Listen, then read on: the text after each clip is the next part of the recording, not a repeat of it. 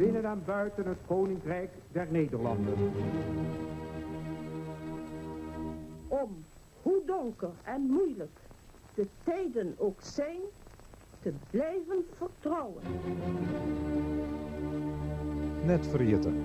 Met name het deel in het beeld in de Tweede Wereldoorlog. 24 weken lang Else Tongesdieting van Saus bij Radio 1 horen. Presentatie Geert van Thun.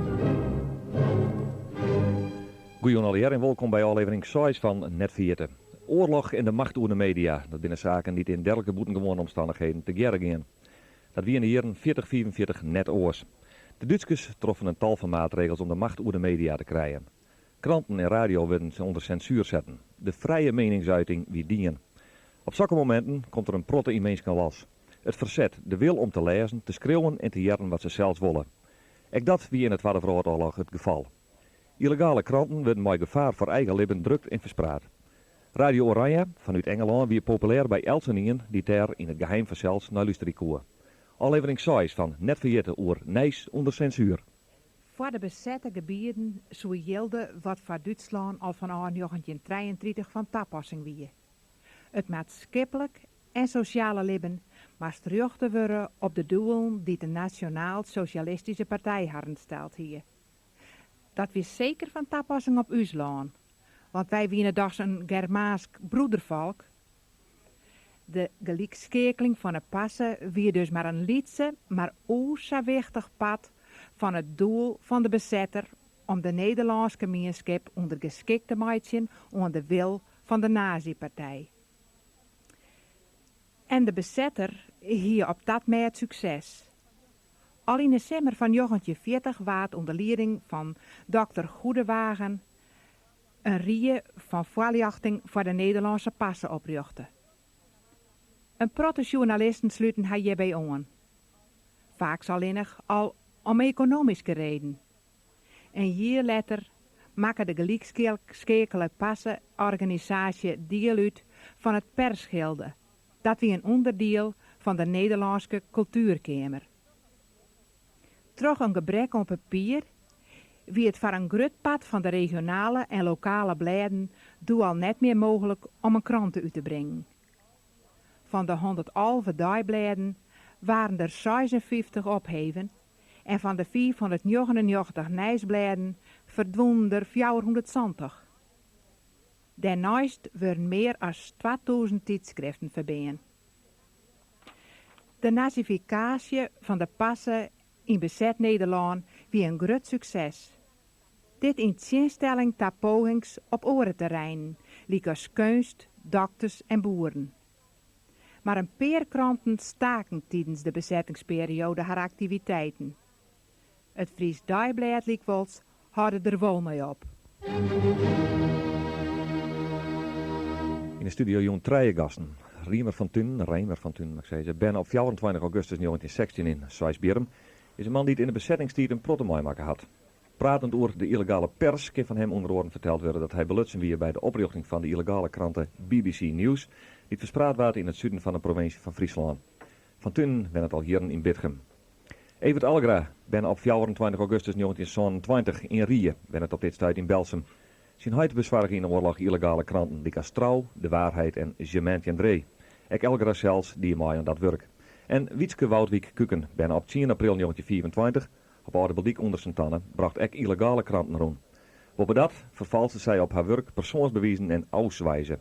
Zij die dat op eigen mannenboord. Haar mem, die dat illegale werk ek die hier vastzitten in de gevangenis in Ljouwert. Verder in deze uitsturing een peteer met Jaap Keizer uit zijn tannen. Hij wie in de oorlogstijd werkzaam als typograaf bij drukkerij Hoekstra in zijn tannen. Bij die drukkerij waard de Beeldse krant maken. Goedenavond in de studio hier. De pers onder censuur, ik ga wel eerder zijn. De pers is van belang voor de bezetter. Van toen de Duitsers hier dat goed in de gaten. Kun je al vertellen wat voor maatregelen de zaal namen in die oorlogstijd? Al heel gauw, hè? Van begin af aan, tijdens de oorlog, hier in Nederland, preventieve censuur. En al heel gauw dus het spel Flatitientje om het samen te zeggen. En daarna al vrij gauw, iedereen van mij al, de zogenaamde repressieve censuur. Dus dan waren eerst het spel uitjong en dan bezegend zij het. Ja. Maar wel nevens de aanwijzingen van de pressereferent die het al heel gauw ingesteld is. Dat we hier in Ljout van Friesland een zekere Whiteley. En het wie gelukkig zelfs net een journalist, dat hij er net het meeste idee hoor, dat ze hem een soort van de kroon reden. Maar het wie toch wel staat dat, wat we zo niet zeggen, de pers die is vrij gauw iets schegelen. Ja. En het journalistenbesluit bij Gelieks in 41, dat wordt dan ook wel neemt het document ter schande. Dat de pers als koningin van de Ierde, dat is het wat een beskamsem inhoud kregen hier in Nederland de eerste tijd. Ja, het behind hem net tra die kranten, hè, ek wordboeken worden nice, jongen. Wat mocht er op squalen worden net verteld worden? Safir Gierek, hè? Ja, een zuivering van de plaats van ten eerste van het tal boeken in bibliotheken. Dat is wel in de ren van 41 vooral gebeurd. Van schreeuwers die het net Duits vriendelijk achter waren. Ja. En dan verder weer een soort boeken, squaalboeken en bibliotheekboeken. Er waren bepaalde woorden uitgekocht, dat die boeken gewoon vermakelijk in zekere zin. Dat weer dus een beetje zat, wij dan vroeger ook wel in bibliotheekboeken met een vlokwoord in stier. Dan was dat troskrast weer, dat was zwart maken. Ja.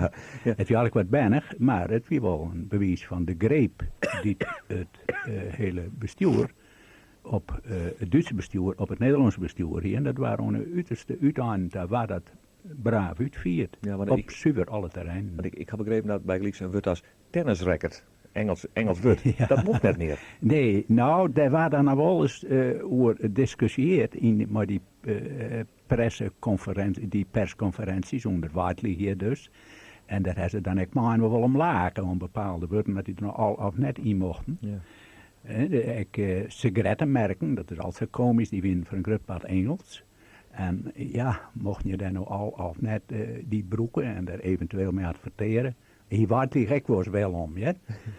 Maar dat in denk van ondergeschikt belang. De censuur die ik vooral hier twaalf van doel natuurlijk, dat er geen uitleidingen en artikels in kwamen, niet vijandig in over de nieuwe orde en tweede de militaire betjering van censuur. Dus je mocht wat altijd grappig weer, net over iets praten, wil je ontreedreden winnen. Er waren dus wel krantjes, die kwamen wel verslagen in van hutrederijen, maar er mocht officieel, het zou west, net bijstaan dat het op het ijs weer. Waarom, hè? Dan kregen de geallieerden, die kregen een oorzicht over de waarsomstandigheden hier. Ja, want het Daar is in het ad absurdum terugvierd dus. Ja, ja, want het ANP-nijs kwam ik onder Duitse censuur. Ja, het eerste wat eruit halen werd, dat het wapenjocht hebben. Ja, Dat mocht ja, niet meer. Ja, Ja, dat gaat heel vier al. Hè? ja, Ja. begon, Hey, ik ga even naar Algrata. Ja, die bracht illegale pletsjes rond. Wie jou ervan op hichten dat er dat die? Ja, maar dat was een heel vreemd geval. Dus hij die bracht ze rond, die wie pastorloper in de oorlog. En hij hier dan van die koetlezers zien we dan, van die lezers met riempjes onder en boven. Die kon je zo om koet heen sluiten. Ja, ik zei nog koet lezen, maar ik geloof dat ze zei hieten net van toen. Ja, goed leren. Ja, En daar zitten ze dan in. Daar trilden ze hij ze in. Want Ja, ja. het mocht absoluut net mooi. Want ja, een pasloper. Maar dat mocht ik net. Dat kon ik eventueel controleerd worden. Ja. En jullie wisten dat hij dat die? Ja, dat wist ik. Maar dat wie over het algemeen nooit op praten. Dat wie een ongeschreven wet weinig op praten of helemaal niet op praten. Nee. En die man die kwam maar die briefje dan thuis en die dan worden jeden daar hingebracht. En ja, zo drukte ik. Ik bracht dan een enkele roem. Ja, dat maar we wel even in de tijd zetten, want hoe hard ben je nou? Nou, maar treed je niet hier. Nee, ik weer toen in het laatste. Ja, het laatst, maar Ja, toen toen wie ik hier wachten, Santje, ja. Santje geweest toen. Ja. Ja. Maar nog heel jong, hè? Ja, ik weet wel vrij jong, ja. Ja. Maar ja, u zou weer een strenge man. En schijnbaar hebben wij daar toch respect voor opgebracht dat we daar vrij correct in wijzen moesten. Ja, ja. Mevrouw Woutwijk, jou die in het hek, hè? Jouw mem die het? Ja. Illegale bladjes rondbrengen. Ja, Jou die in het hek? volgens mij ben ik alle twee, ja. Ja. En ik heb het later, dus toen ik oppakt ben, heb ik het in Luwert ook nog wel gedaan. Ja. Maar in beeld in ieder geval hebben wij ze ook rondgebracht, dus mee ben ik allebei. Maar wij hadden het weer op een heel ander plekje zitten. Wij hadden het onder de oksels. Ja. Ja. Waar het ook zo dat ze zijn van nou, als vrouwen die dat doen, dat is beter, want die ben minder verdacht. Ik weet het niet. Misschien wel. Dat hebben wij toen nooit erg in. Had het moest gebeuren en dem het uit. Het moest gebeuren. Nou, voor ons gevoel al. Ja. Je hoorde aan de goede kant of je hoorde aan de verkeerde kant. En had je dan kans kregen om wat tegen die Duitsers te doen, dan leerde je dat niet. Nee, hoe kwam je man die blassies? Die worden ons bezorgd. Deur? Ja, ook door mensen die je nooit weten mochten. Nee. Want zo werkt SOX. SOX werkt stiekem. Zo hoort het ook. Ja, je kreeg een blassies. Van één persoon steeds dezelfde? Nee, het wordt ook wel eens weer door anderen gebracht. Want kijk, als altijd dezelfde mensen het spul bijbrengen, dan loopt dat ook in de link. Ja. Stel je voor dat ze wat in de gaten houden hadden. Zeg je bij je mee Algeren? Ja, dat is krenkeling. Ja. Ik kan dat correct onderstrepen. Ja. Van toen, de macht over de pers. Het is dus een wichtig instrument in oorlogsvoering, dat gaat blikken dienen. Jo hebben zijn van ja, ik kan daar net maar leven. Ik moet wat dwan. Hier nu dat gevoel van nou, er moet het in oor komen, er moet oren Isaac.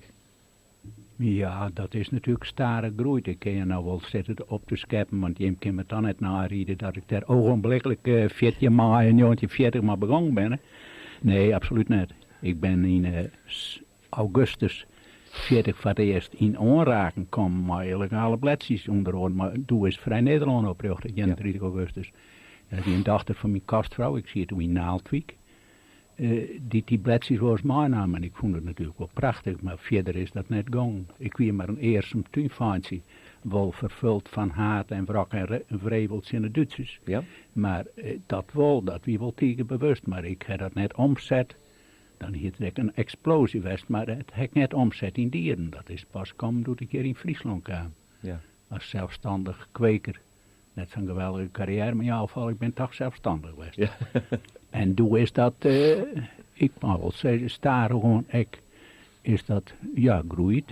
Eerst wat contact met een man die mij wat bladjes van trouw bracht. En toen heb ik dan wel, wat men neemt, een reuze carrière maken. Ik kan er nooit in mijn leven zo'n vlugge carrière maken als in illegaliteit. Want ik hier maar krijg wat bladjes van trouw rondbracht. Toen zijn de baas van trouw, Jan van Trouw, de man van het technisch apparaat hier in Friesland, die zou ook eerst ik wel hoofdverspreider worden. Komt direct onder mij te staan. Ik vond het fabelachtig. Ja. Daardoor kreeg ik het hele oosten en zuidoosten van Friesland als hoofdverspreider daar geweest. Ja. En daarbij dus werkzaamheden op het steek van het ziekje en het speuren om geld, papier en ik wil drukkers. Maar dat deed ik dan mooi, mijn baas. Maar diezelfde Jan van Trouw. En dat heb ik om mijn arrestatie te... Het was maar één van mijn producten, ik was multifunctioneel, uit mijn winkeltjes zoek als zeggen. Dat was een onderdeel van. Ja. Over dat onderdeel praten we toch eens even terug, Jon. Ik weet dat jou meer mee maken hebben in de oorlog. Ik maak het hier omwille van het hier dus daar behind. Jou wint dus, jou zei dus zelf, een fantastische carrière direct als hoofdbezorger. Dat is net van enig cynisme ondien, zo'n opmerking. Maar hoe kwam je hem onder kranten? Waar werd het trouw drukt? Wisten jou dat trouwens als bezorger? De gewone verzorgers net, maar omdat ik er al redelijk oud dus die geweldige carrière maken en dus onder tops die onder mijn baas dan, toen kon ik maar hem maar op uit naar drukkers staan, onder oren. Is trouw, ja dan mag je weer ook fijn dat jou niet, trouw, het landelijke trouw, dat het zien de zaak decentraliseert. Dus die liet de druk op verschillende plakken. Dan moest die man dat ellendig zware zetsel henweriden van ongeveer 80 kilo. Ik had dus wel met hem. En ik wil alleen nog trouwens in Stadskanaal en Zuidlaren en in Drachten bij de drukkerij Friesland of zo wat van Ene Bergsma ook leuwen. En je hebt bij Van der Wij, je hebt bij de Skroos verwij. Maar zijn trouwens van die het omkomen ben, daar heb ik een, doet ik er dan in Sierten. Dacht van 12 keer drukken laten. Hebben we er dus op verschillende plakken echt druk? Ik geef hier net echt een versplak, zeg maar. Nee, dat is alleen ik zou best maar Jementje en Dree, dat is heel merkwaardig. Jementje en Dree, dat is, ik oordeel wel eens wat, maar ik geloof dat het 32 keer drukt is in Ljout. Met dezelfde drukkerij, een lietse drukkerij. En dat is nooit ondutsen. En dus die drukten ik voor het land. Dat weer dus het landelijke Jementje en Dree. En dat is ons september 44, dat staat teruggegaan. En dus ben ik al vrij gauw begonnen. Ik dacht al in de rest van 41 of zo. En dat weer dus altijd dezelfde drukker, maar één contactpersoon. En die hier hebben contact met één contactpersoon. En Stadwander is die er altijd terugrollen en dan wint ze kogen.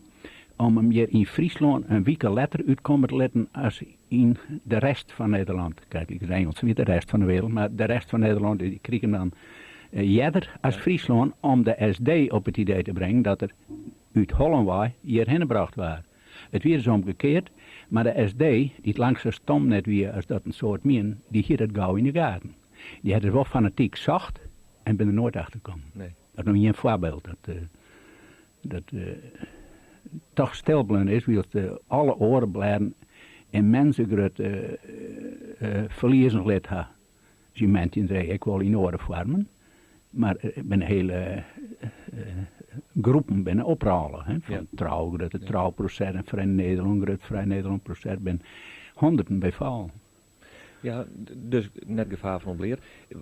Beslist net, nee. Nee, je ging even over centen. Daar moest ik centen voor komen. Ik heb begrepen dat het vinden van financiers, dat lukte wel. Het wil eens wat kruis zitten. Maar sommige blijven, het hier en ik weer roze storen, maar over het algemeen dan weer dat redelijk gauw, weer dat vader, ik heb nou even over de Sanim, dat landelijke opinie blijven, geen probleem. Nee. Wel tijdelijk en in oorlogswinter, de laatste oorlogswinter, heeft men een heel soort werken met kredieten die dan tekenen waren en die dan per radio tekenen waren in Londen. Hè? Ja. Londen die dus machtiging aan de bank en dan leende de bank die kredieten aan allerhande, alle mogelijke illegale instanties en instellingen in die tijd. Ja. Maar verder zet het in mijn praktijk het nooit lijn geweest. Nee.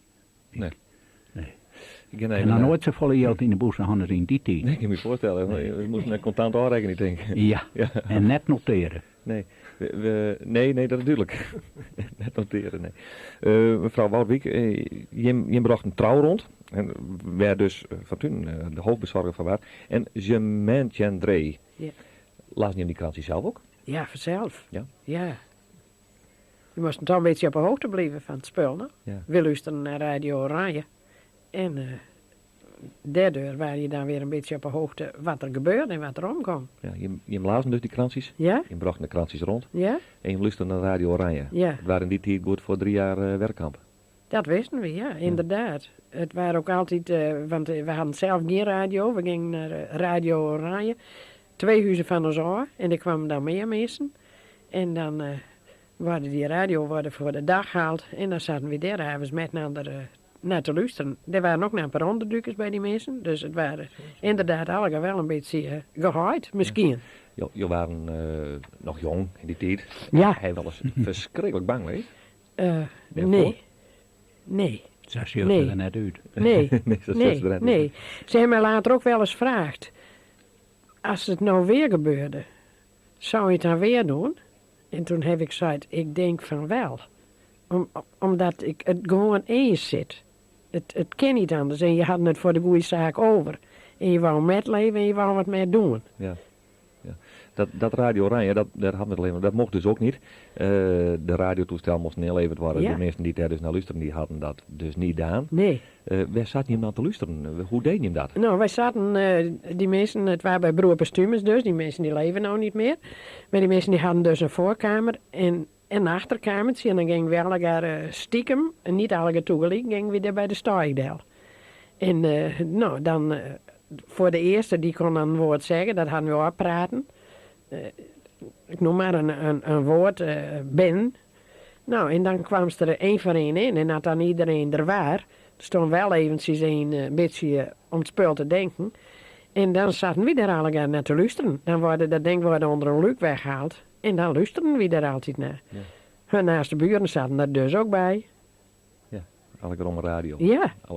Ja. En dat waar, toen zo correct dat melodietje hier voorspeelde, toen dacht ik, daar is hij weer. Die hebben dus goed gehoord. Ja. Dan ging ik nog even naar Algra. Luister je naar de radio? Radio Oranje? Nee. Ze hebben die gingen wij net. Nee. Kennis van u, of tenminste, daar kwam ik een soort door de vlier, dat wie bij Minne Meijer.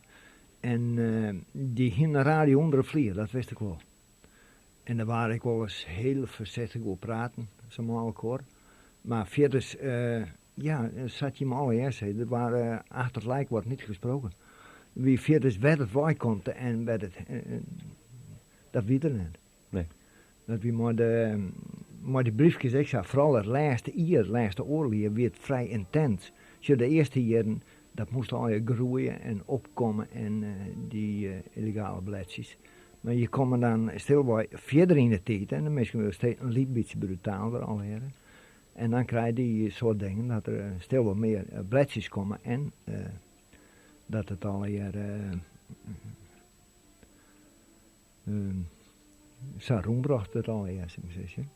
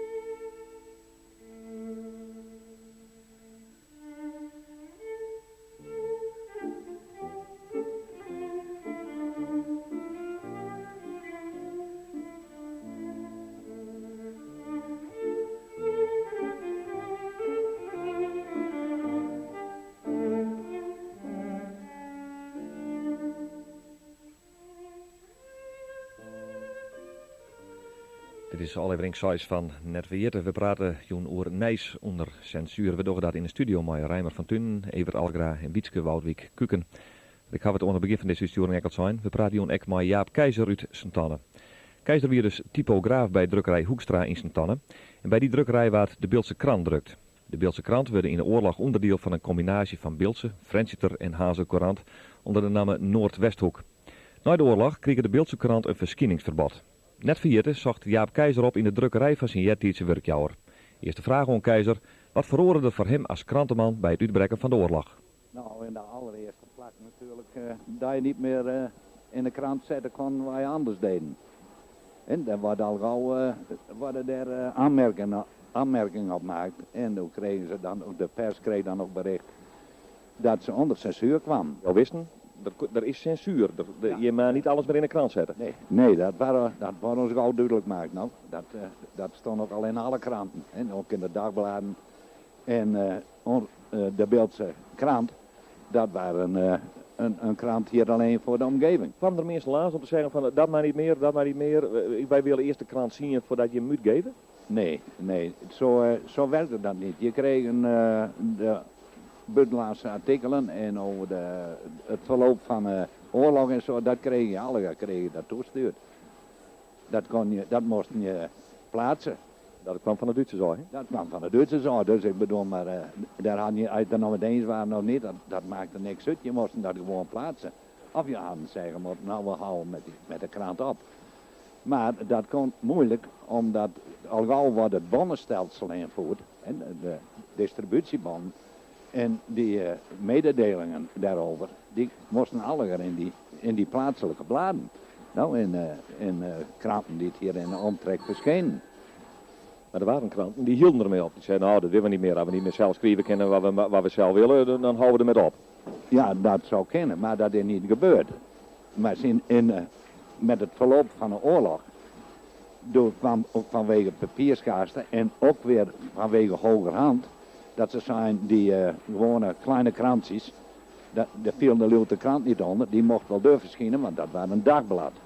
Maar die 1 keer of 2 keer in de week verscheen, die moesten het samenvoegen, ook vanwege de papierschaarste. En zodoende is ook de Beeldse krant, de Franeker krant en de Harlingen krant, die moesten bijna komen.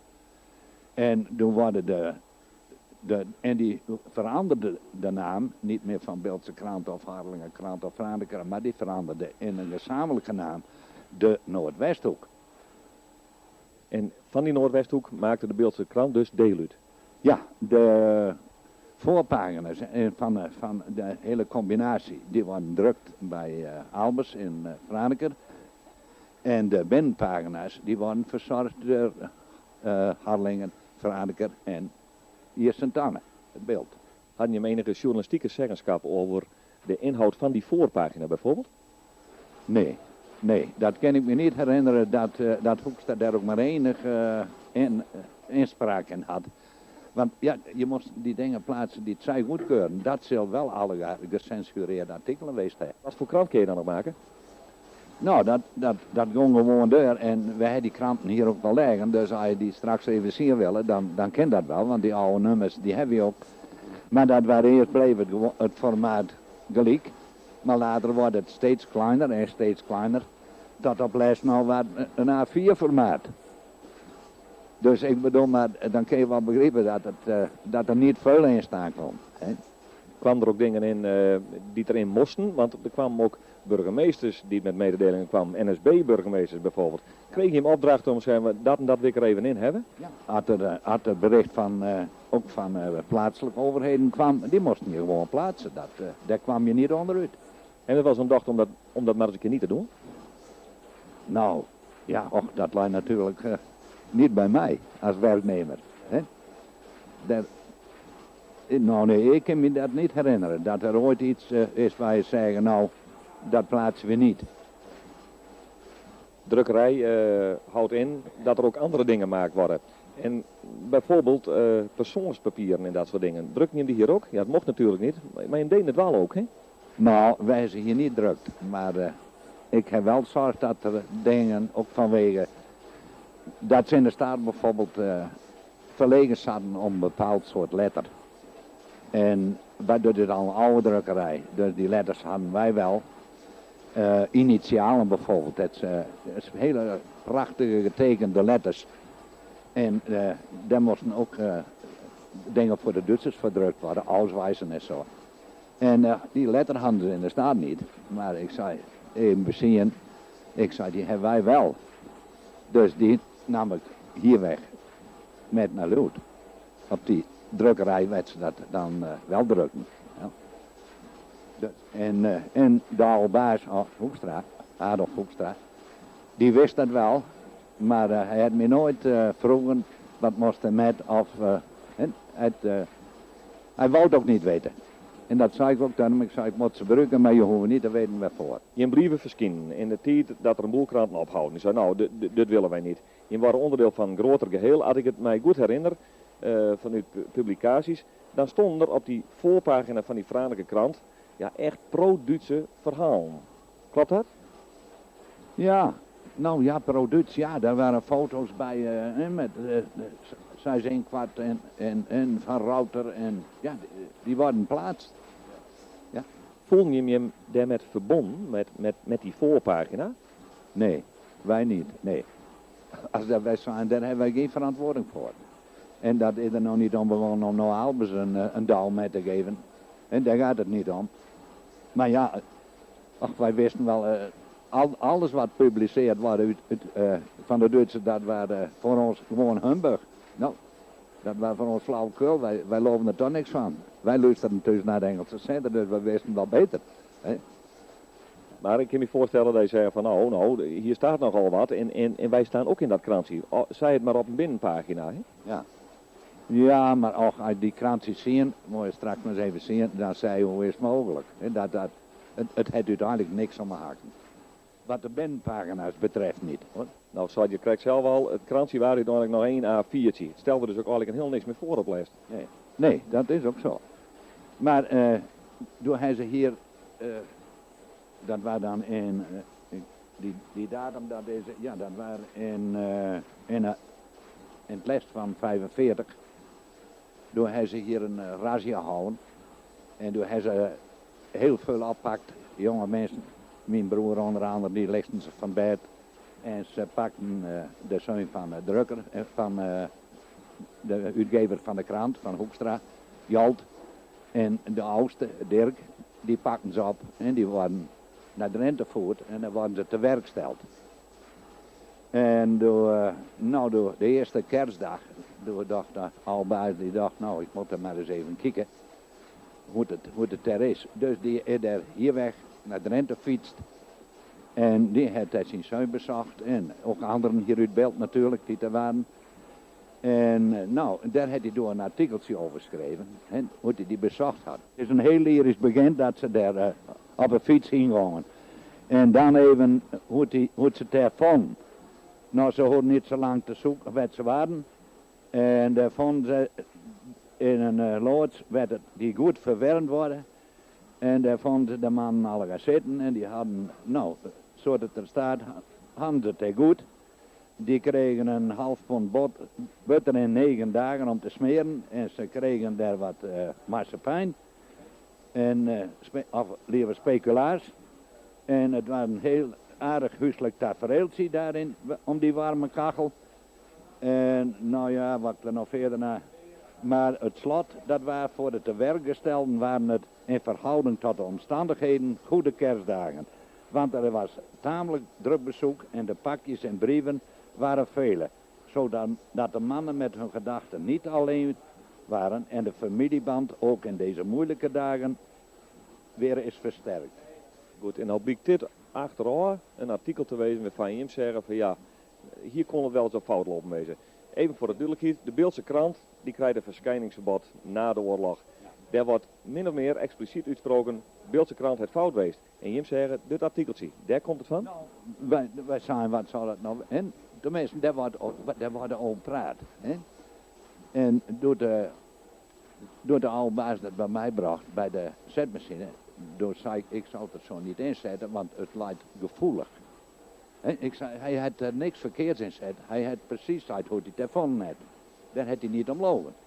Maar je moet niet iets vergoedelijken wat feitelijk opdrongen was. Want die jongens die waren oppakt, mijn broer ook. Dus ik zou het niet doen. Nou, hij zei, ik zie hier niks in.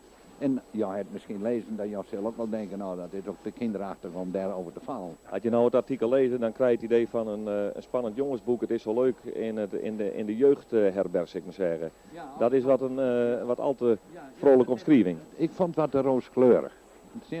Ik had het zo niet in. Ik had zei, we zijn er geweest en de jongens waren goed gezond. En dan had mij dat mooi genoeg geweest. Het artikel was bedoeld om het thuisfront wat gerust te stellen. Dat was de hele bedoeling. Er zat ook anders niks bij hoor. Dat weet ik absoluut zeker. Het feit op zich even, er wordt een krant verboden, er zit een veroordeling in. Ja. Dat is niet leuk, denk ik. Nee, tuurlijk niet. Dat is zeker niet leuk. Er zijn een boel mensen hier in deze omgeving die het nog steeds zeggen van ja, die Beeldse krant, dat was hartstikke fout in de oorlog. Ja, nou, dat is niet waar, want dan waren de Luther krant, had die ook niet verschijnen moeten. Want die waren ook zo fout, dus wat er stond praktisch hetzelfde in. Nee, dat vind ik niet een goede aantijging. Dat is niet juist. Als je nou na 50 jaar rondzien op deze kwestie, het verbieden van de Noordwesthoek, waarin opgenomen de Beeldse krant, zei je dan van er is met een kanon op mee gescoord? Ja, zo kun je dat wel stellen. Ja, volgens mij had dat al dat gedaan erom verbieden had niks aan maken. Jaap Keizer, werkzaam bij de Beeldse krant in die tijd. Die dus verbinden werden na de oorlog. Van toen, ik kom even bij jou terug, meer als deskundige op het krantenmerk. En jongen jouw carrière, je hebt het zelf zijn. Beeldse kranten werd verbinden. Beeldse kranten is fout, zeiden de mensen. Vind je dat ook? Nou, het is een rijkelijk begrip. En ik zou haast zeggen dat haast alle kranten, legale kranten dus, dat we ze nou maar even nemen, haast alle lieke fout was daar haast in al geval de eerste jaren de Nederlandse bevolking. Fout was had daarvoor te nemen worden. Die had hem aanpast. Het had een heel aanpassingsproces was bij het volk. En ik bij alle mogelijke instituten, hoe ze een beetje aardig trotiet komen kunnen. Ja, zou ik het stellen. Nou, hier in kranten, als koningin der aarde, als de vertolker van opinies en van Nijs, hier natuurlijk wel een hele aparte positie. Ik zeggen, dus een hele kwetsbare positie. Maar ook een positie die een soort verantwoordelijkheid vraagt. Een voorbeeld, als ik dat tenminste even een voorbeeld van neem, waar ik een hele verantwoordelijke positie ten opzichte van het bestaan van de mensen om tot die te komen. De Telegraaf, een tegen omstreden blad, had het ont aantal uithouden en die hier 450 mensen op zijn hoofdkantoor ontwerkt. Dus zowel redactionele als technisch personeel. Het wie ik de enigste krantenkoning, dus een heer Holder, in Nederland. Multimiljonair. Bij Noordwest-Santianan. En die man ziet er echt maar, hij wie ik wat product, daar gaat het nooit om, maar die ziet echt maar de vraag, ja, ik heb hier een bedrijf met 450 mensen, die koerde persoonlijk alle jaar, wil ze er in Frankrijk wennen, en die woorden op mij alle geweld intact houden, en het zei en wist, als ik de zaak opdoek, waarom dan ik maar, want er is wel op hem in praat om er samen op te houden, omdat hij al 4 ging, dan komen die mensen van Grutpad in Duitsland wonen. Dus dat element had ik maar spelen. Ja. Maar de verantwoordelijkheid die men hier zien het volk, ja, dat is natuurlijk min te meten, maar dat hij zich niet aan. Je kent vergelijken met alle mensen die de burgemeester in de oorlogstijd het in ook Kwartlien wegbroekt, terug. Ik weet zo gauw net niet eens meer terug waar. Maar dan heb je een verantwoordelijke positie. En dan zitten er altijd 2 kanten om een adem mee ophouden. Ja, want dat je het verhaal jaren van Keizer, het verhaaltje wat zijn baas kreeg over zijn bezitten. Ja, dat is absoluut fout natuurlijk. Ja, dat is een rot verhaal. In die tijd, die gewoon zonder enige reserve. Dat kijk me dan wel leuk om uit. Ik zijn verhaal, ja, ik heb nooit jet, maar ik heb 1000 verhaal, oorverhaal. Ja, dat is uit vrije wil. Zo'n verhaal schreeuwen. Ja, dat ligt natuurlijk op neer. Dat is heel duidelijk. Keizer zei van het er niks maar bedoeld. Maar Jos zei hij is verantwoordelijk als krantenman van zijn stukje. Hij hier het zou nooit schreeuwen maken. Nee, want dat hoeft net. Nee. Dat we hem net oplaan. Zodat je, ja, als het je oplaan wordt dan, ja, daar wil ik niks van zeggen. Ik ben zo gordelijk als wat, hè. Ja. Als er dwang achter zit, en vooral als je figuurlijk of letterlijk soms een pistool voor houden, dan zei je dingen die je oors net zei. En schreeuw je ik denk. Dat is wat vrijwilligs. Er zaten natuurlijk meer bladen in de Telegraaf en zo, in de landelijke bladen dus. Kun je een hele serie nemen. Ja. En die ben, ik mag er even bij zitten, landelijke dagbladen, de Grutten, die ben ik praktisch al hier, die natuurlijk bijstand kregen, om het samen uit te drukken, van Duitsers. En de Leeuwardenkrant was er niet eens even neemt. Ja. De Leeuwardenkrant die is fuseerd verplicht met het Leeuwarden Nieuwsblad en dat is de Friese Courant worden. En is onder die naam in zeegang on beter aan ta. Ja. En dus wat er in die kop staat van de Leeuwarden kranten, van ik zeg maar 150 of zo, dat is natuurlijk de het een lieds en terecht hem best. Ja, inderdaad. Ietsje beskamsen. We gaan even naar mevrouw Bouwvik. Jij bent Bilkert. Ja. Elke Bilkert laat de Beeldse krant niet? Of niet? Ja. Ja. Je hem ook dus? Ja. Ja. Ja. Maar je hebt het verhaal gehoord, zo correct. Je hebt de reactie gehoord van Fortuyn. Wat vind je over zo'n verhaal? Het eerste wat door me heen scoort, toen ik dat verhaal hoorde, dat had ik nog nooit gehoord. Het eerste wat door me heen scoort, toen ons huid bezorgd worden. Toen kwamen ze daar niet zo leuk aan, want toen zaten de mannen allemaal met het hemd op de kop. Dat zat onder luus en pluis. Die waren aan het luus vangen en die hadden weinig of niks tegen. Ja. En ons huid die had een negenoog in de nek en die kreeg er met zijn stok op de huid. Ik dacht, dat was ganz anders als dat verhaal zien. Ja. Daar wil ik Hoekstra niet om veroordelen, dat bedoel ik er niet met, helemaal niet. Maar ik denk wel dat die man misschien had die man dat zo aantroffen, maar anders in ieder geval, dan had hij ook eens informeren moeten hoe hij anderen het, dat hij het een beetje te rooskleurig overbracht. Ja, dat is jouw oordeel. Ja. De krant is verboden in 1945, een jaar mocht hij niet verschijnen. Ja. Vond je dat toen terecht of weet je dat niet meer? Dat weet ik niet zo goed. Nee. Ik denk het eigenlijk wel, want kijk, in eerste instantie vooral alles wat met de Duitse samenwerkte, dat vonden wij niet goed. En ik weet dat Hoekstra niet er zelf ook vreselijk veel pijn aan had, hoor. Dat weet ik. Het waren ons buren, 1 huis ertussen. En ik denk dat het ook nooit hun opzet zo geweest is om met de Duitsers te hullen of wat dan ook niet. Ik denk dat ze het nooit zo bezien hebben. Nee, want Keizer zei ook in zijn verhaal, ik deed wel eens wat. Ik nam wel eens wat lettertypen met. Hij had weten wat er aan de hand was, maar hij had het nooit vroegen. Nee. Dat zei hij ook in het verhaal. Nee, het waren ook niet zo de mensen dat ze andere dingen bij de Duitsers aangaven of het een of het ander. Nee, absoluut niet. Ik denk niet dat ze echt goed deurzien hebben wat ze met bezig waren, denk ik. Ik denk dat misschien het financiële op de voorgrond geweest is. Dat ze dachten, nou, we moeten allemaal met een andere tijd ook die mensen niet bij ons werken. Ook net als Jaap Keizer, en er waren ook meer. En het is ook precies wat Jaap zei, het moest toch op een of andere manier het gebracht worden. De Beeldse krant en die andere kranten. Ja. Ik denk dat dat hun doel geweest is en meer niet. Algra, ja, jullie lezen vanzelf de Beeldse krant net. Nee, wij hebben de Franse kranten van Albers. Je hebt hier de Franse kranten van Albers. Daar kan die Beeldse krant dus letter in, dus dat zullen jullie er net bij kregen hebben in Rie. Hij is nog rondbracht. Jo, hij is er rondbracht. Die ik nog. Ja, daar dan verzin ik 2 kwartjes, dan 44 cent, dan begon opbouwen, dan haal ik ze van Franse taal en dan moest je een 40 of 50 kranten onderwijs voor brengen. Dit is toch een curieus verhaal, hè? Je brengt aan de ene kant de kranten voor die het wel mooi en aan de andere en in de lezers hij dan die illegale krantjes zitten. Ja.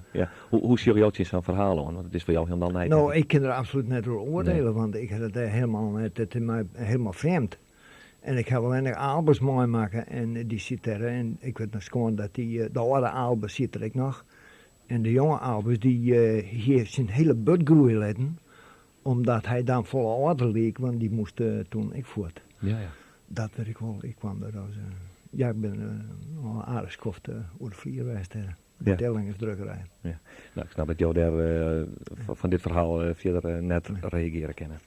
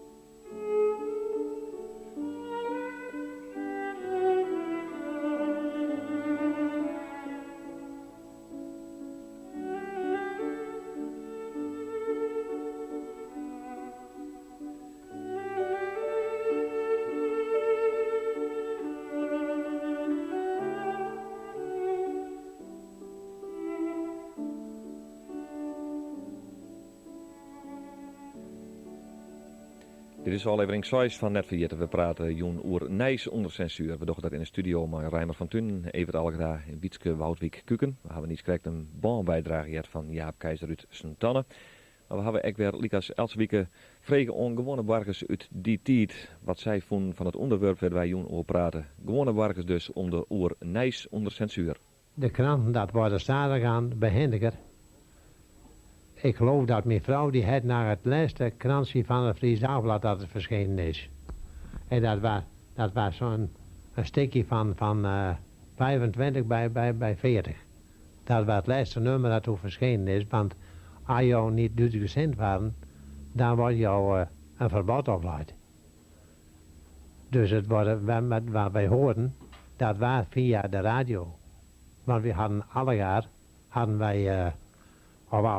maar er waren zo'n hoop die een stiekem een radio opburgen hadden. En dan hoorden wij de nieuwsberichten, want dat was ook belangrijk, de nieuwsberichten over de oorlog. Die hoorden we allemaal via de Engelse zender. Maar er was dan een zeggie. En dat vertaalden ze dan van ortscommandant. En dan zei men, ondanks radiotechnische storingen, komen overzeese mededelingen door alle toestellen, Nederlandse toestellen. Dat waren de voorletters van ortscommandant. Uiteraard gewoon de Duitse berichten.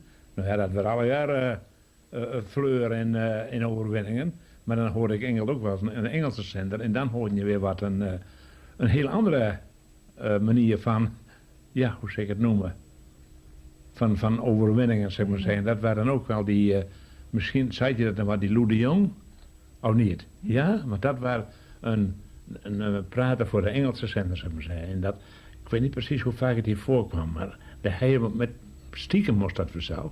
Want het was niet best dat ze erachter kwamen dat je naar de geheime zender zat te luisteren. Want daar loerden ze wel op, hoor. Nou, ik denk dat we wat van mond op mond is. Had ik geen krant meer binnen. En stiekem naar de radio luisteren, dat die dan weer eens wat vertelden. En dan weer ik Engeland en de Engelse zenders ervoor, bij die cel. Want wij hadden geen radio, omdat we geen elektrisch hadden. Nou, eerst weer dat ik nog wel eens wat clandestien dat elektrisch. Later weer het elektrisch ook aansluiten. Dus dat werd helemaal fout.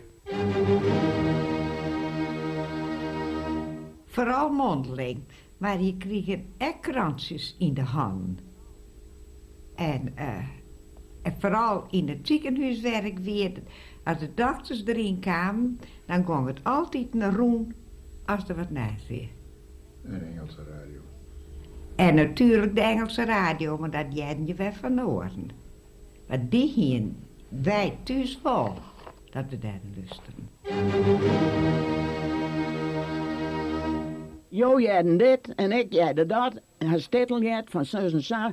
En dat moest verder praten met de kranten en alles waar voorbij. En toen beginnen er later wel illegale bladjes. Maar dat is die oors net volle in vanzelf. Als oors net volle. Net zat de kranten nog binnen van alles. Maar dat gaan alle door de oorlog nou. Hoe vier had ze al opgerukt wien. En wat ze nou wien. En wat ze dan wien. En hoe dit ging en hoe dat ging bij die slagen. Nou, en dat waren we verder verteld. En die bladjes waren altijd stiekem ergens, nou, door de door, onder de door, door dingen of zo. Meest benacht op lap. De meesten, ik heb nooit wat vernomen, ja. Maar wij hebben wel illegale bladjes, hoor. Maar als je lezen hier, dan kon je ze maar beter verscoren. Want als ze in verkeerde handen kwamen vanzelf, dan wien je erbij, hè. Vergoed. Die radio's hier, wij hier alleen maar luidspreker, dus daar hoeven we net zo bang voor te werden. Maar die radio hier, die moesten de radio's inleveren.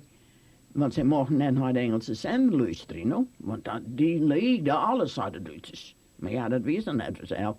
Dan ben we gewoon die gewoon inleveren. Ik soms oude slaken, om samen te zeggen. Maar er weer nou die stiekem in houden. En die verscholen ze dan ergens. Waaistapje. En dan van de Duitsers, die zenden dan op bepaalde tijden uit, jongens. En dan daar stiekem voor. En dan luister je naar die zender, daar weer de Nederlanders voor. Want je Nederland weer en de koningin weer daar. En de regering alles hier. En dus daar waren we inlichten hoe het precies zit.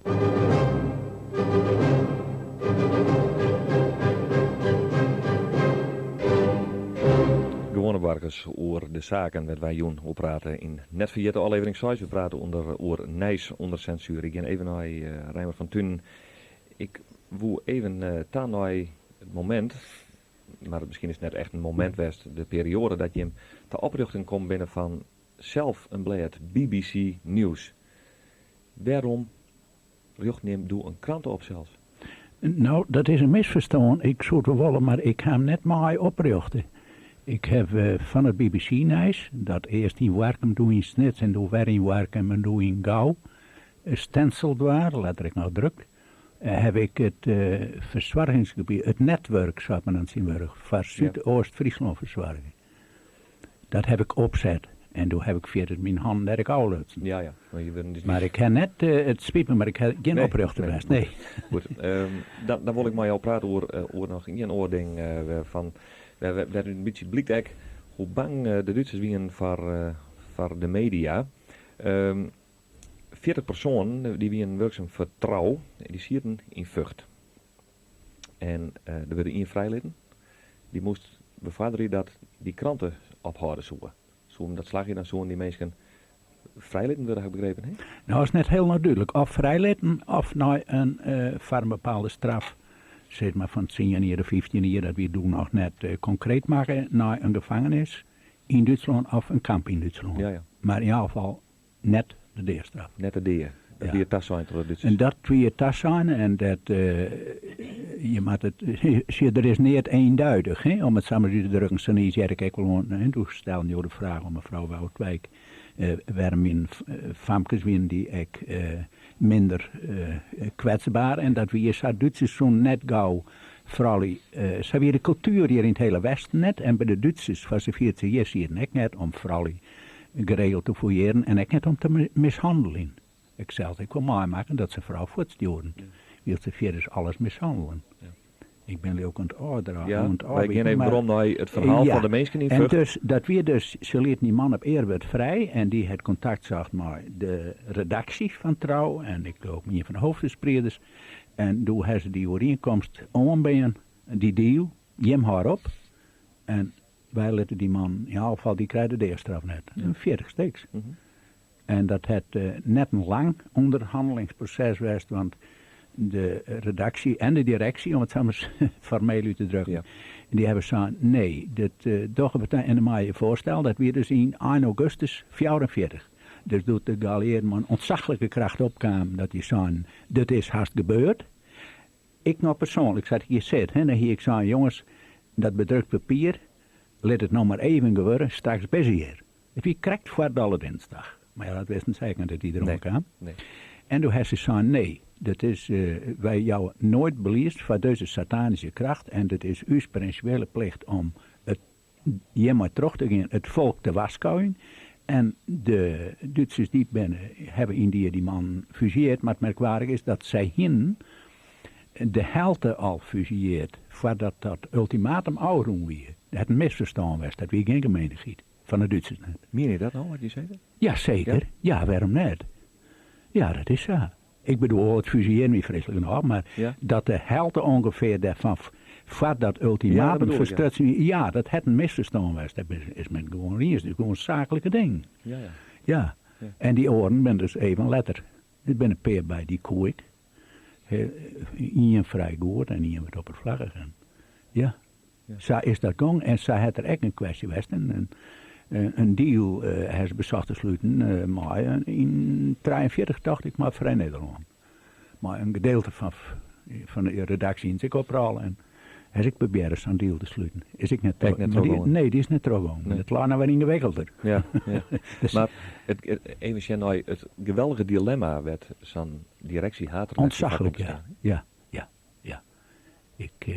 Ik sta er versteld van dat ze dat besluit nam en dat er uit de bunker van Vught bericht kwam van gevangenen, die spreekt niet uit namen van alle gevangenen, maar je mag teruggaan. Dat kan van u de gevangenen? Ja, dat is die man die ik zelfs ken, die hier dat onder oren ex zijn. Je mag teruggaan. Ik hier het net zijn. Nee, natuurlijk. Maar die verwachting hollen dus van over een week of 14 dagen, dan ben je hier. Die verwachting wie er en de kracht van de kracht van de geallieerden wie het duidelijk is. Wie er aan de wind horen. Zal ik het, ja. Mevrouw Woutwijk, toch even met jou daar. Je memmers oppakt. Ja. Omdat jou de bladjes verspreiden. Ja. Die het als een soort... Omdat ik meer om vervalsing eigenlijk. Vervalsing. Die nacht waren ze oppakt omdat ik erboven vervalsing. Precies, jou zat op kantoor bij Nederland. Ja. En daar typen jezelf zomaar uit je eigen beweging. Ja. Wat auswijzen in persoonsbeweging. Ja. Had je dat zelf niet gevonden? Ja, nou, de leeftijd veranderen dan in ieder geval. Ja. Ook alweer om mensen te helpen. Daar waren ze achterkomen? Die man die viel door de korf. Toen kwamen ze van Marm, daar heb je zo krijgt ook al eens even over gehad voor dit. Ja. Er waren een post in Marm dus ook. En die kwam die nachts bij de huizenlaars niet alleen voor ons hoor. Ze hebben ook meerdere gepakt toen bij ons diezelfde nacht. Maar in ieder geval, als huid niet, die waren die nacht precies 1 nachtje thuis, want het was Sinterklaasnacht, 5 op 6 december. En ze kwamen voor de ruiten en als mij maar eerst en als huid kon niet meer onder dat luik komen. En wij moesten er even later hoor, toen waren die Duitsers dan in de huis. En toen hebben ze ons huid mem dus metgenomen voor mij. Of liever ons mem voor mij en ons huid voor de leeftijd. Als mem had mij een paar gegeven onder de tafeldeur dat ik me stilhouden moest, want ik was schuldig, maar als mem was onschuldig. Dus die dacht, ze kan mij niks maken, maar als zij haar pakken, zij is schuldig, dus dan gebeurt er wat. Maar als mem die moest verschrikkelijk bedenken hoe het ze haar blaadjes kwijt worden zou. Want er waren nou wat blaadjes. De illegale krantjes. Die illegale krantjes. Ze zei tegen een van die Duitsers, ik moet eigenlijk even nodig naar de wc. Nou, hij zei, dat mag wel, maar dan moest hij met. Nee, ze zei, dan wil het niet, dan ken ik niet. En ze dacht, ik moet ze in de tong kwijt, want toen hadden we die tegen nog van de tong. Ja. En toen had ons mem die blaadjes in de tong gegooid. En ze is de weg kwam en ze moesten de jas aan doen, dus hij de mem. En die ben met gaan naar Marm. En zo is ze terechtgekomen in de gevangenis, Leeuwt? Ja, eerst nog in de spaarkast. En er zat dus hij met Bos, want Bos was dus diegene die door de korf zakt was, Bakker Bos van Oude Ziel. Ja. En als hij die hoorde dat verhoor, dat die Belgische rechtsisten, die hadden van die grauwe ring omdat die als mem in het gezicht sloegen. En dan zei hij tegen Bos, dat is die schuld. Ja. Had hij niet door de korf gaan, dan was dat niet gebeurd. Nee. Maar daar ben ze dus weggekomen en toen ben ze naar de gevangenis getransporteerd allebei. Omwille van het tijd vertel ik erbij dat ze eruit komen is, maar zwaar vermagerd, hè? Ja, ze waren een vrouw van 170 pond en toen ik ze zag, waren het ongeveer 100. Ja.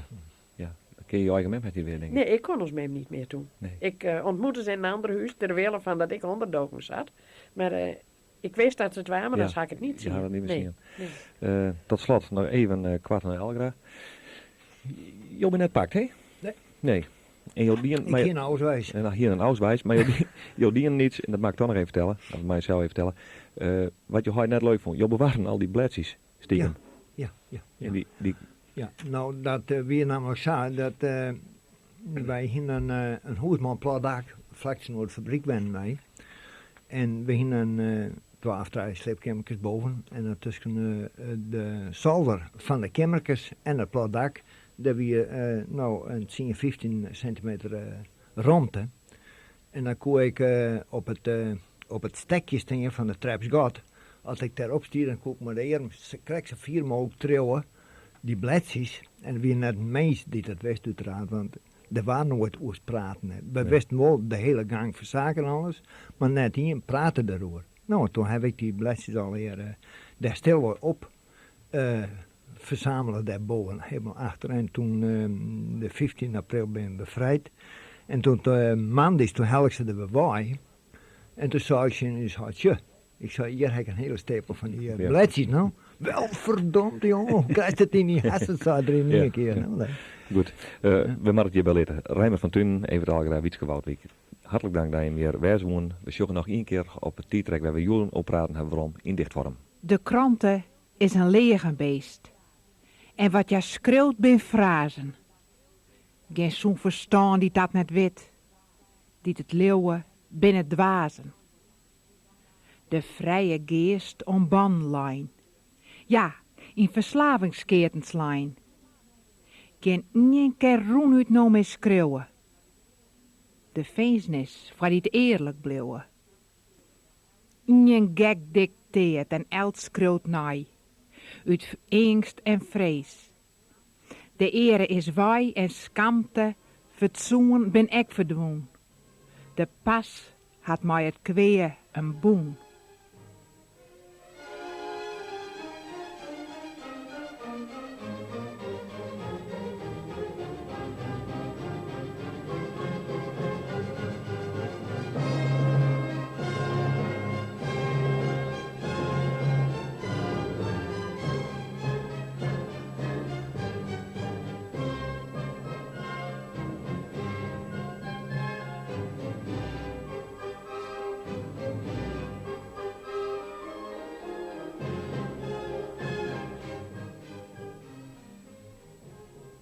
Wilt u na deze uitzending met iemand praten, maar kunt u of wilt u dat niet met iemand uit uw eigen omgeving? Dan kunt u bellen met de SOS Telefonische Hulpdienst. U hoeft uw naam niet te noemen.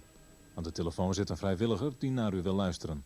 Het telefoonnummer is 058 13 20 00 en is dag en nacht bereikbaar. Wilt u per se met een vrouw praten, dan kunt u bellen naar de vrouwentelefoon. Dit nummer is 058 13 33 00.